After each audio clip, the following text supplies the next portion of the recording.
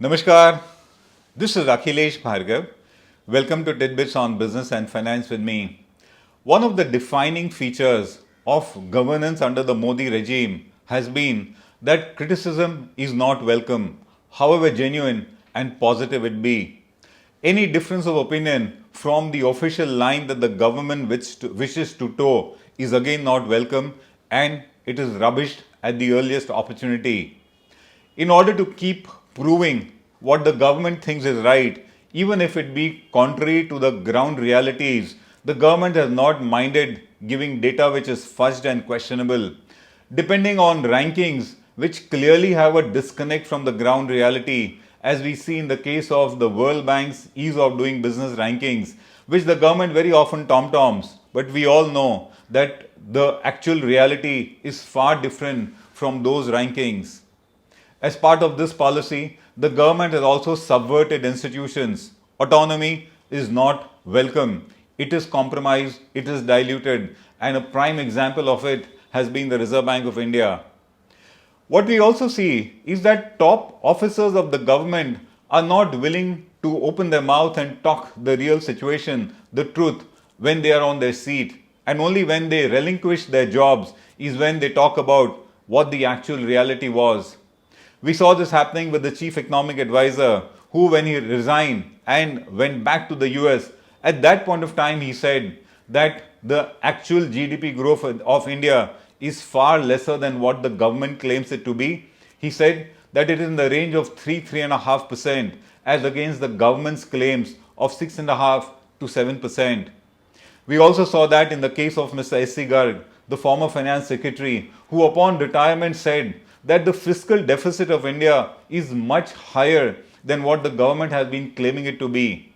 He said that it is in the range of about 4.5% plus, whereas the government has been claiming it to be in the range of about 3.5%. Thus, even top officers, it seems, do get muzzled, and that's part of the overall situation where difference of opinion is not welcome. This particular method of governing thus does not recognize the problems that we face. The economic crisis that we face is not accepted, and the situation as it is glossed over, whereas the ground realities are something else. Thus, because of this attitude, the GDP growth of the country has been sliding. We are yet to see any durable uptick in it. Joblessness remains at a scary level. There is rural stress, there is stress in the agricultural sector. MSME sector also remains stressed. Investments continue to be stagnant. In fact, we are seeing a situation now where capacity utilization in industries has come down to mere 69%.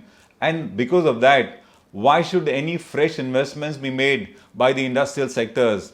We are seeing a receding demand from the household sector, and a very worrisome trend that we see is that inequalities of income and wealth have been rising. And despite all this, the government does not accept in a full-throated or even in a passive manner what the ground realities are. We all look to the budget as one of the key initiatives in a year in order to resolve these kind of problems. But then every budget has been a missed opportunity, as we saw it the last time also. The budget that was recently presented by the finance minister was more an election speech in which, despite having now got a very strong political victory, the government still is unwilling to accept the reality and says that all is good. If you look at the finance minister's budget speech, there are a number of references at various places wherein there is again praise for all that the government has been doing. And when we see the actual policy formulation, the facts are completely different from what the government or the finance minister has claimed to be, for them to be in the budget speech. Let us look at a few excerpts from the budget speech of the finance minister to see how the claims of the government are far away from the reality that we face today. So some of the excerpts from the budget speech of the finance minister, which to us are very contrary to the facts of the case, or where the government says or claims something, but what has been done is not enough, are as under. She says that the people of India have also reposed their faith in the economic policies of the government? We really don't think so. And the recent election results are an indication of that. She further says that this is a budget to boost their incomes and enhance their purchasing power. We really don't see any tangible measures wherein we would say so. She then says that the fundamentals of the economy are strong and have ensured macroeconomic stability. Inflation has been well contained. We know today that inflation is at a 7-year high. And then she says that the dreaded Inspector Raj has vanished. We really don't think so. The Inspector Raj remains in some direct or indirect manner. The finance minister further says in a budget speech that GST has led to significant benefits to the MSME sector. She says that the effective tax incidence on almost every commodity has come down substantially, and that an average household now saves about 4% of its monthly income on account of reduced GST. If that was the case, then consumer spending would not be so poor as it is at the moment. It has been receding. So if there are any kind of savings, it's not really to the extent to which the finance minister claims. Then she says that welfare programs have directly benefited the poor and the disadvantaged. The welfare programs have been many in the Modi government, but whether they have really translated into direct benefits to the poor and disadvantaged remains a matter of contention. She further says in her budget speech that FDI in 2014-19 has got elevated to $284 billion. That FDI may have come in, nobody denies it, but at the ground reality, it has not resulted in jobs for the youth. Joblessness has been increasing. She further mentions that the number of people in the productive age group of 15 to 65 is the highest in the world. And that to us is a matter of worry. It is good that we have such a huge young population, but then if we do not give them productive employment, that dividend that the government has, that India has, will go to waste. We need to do something about it by providing them meaningful jobs and employment.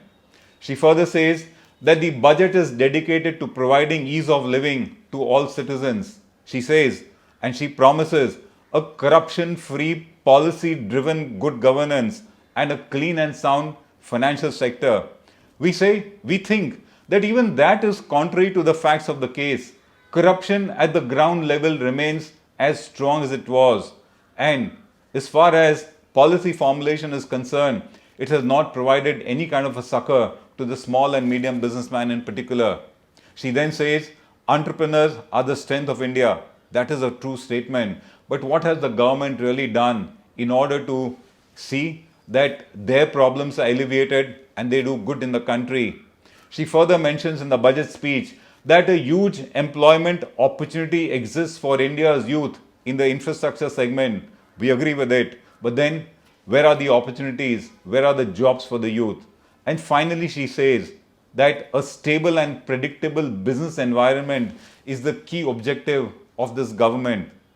We really don't think that this government has managed to provide a stable and predictable business environment. There have been enough flip-flops and changes in business, corporate and tax laws.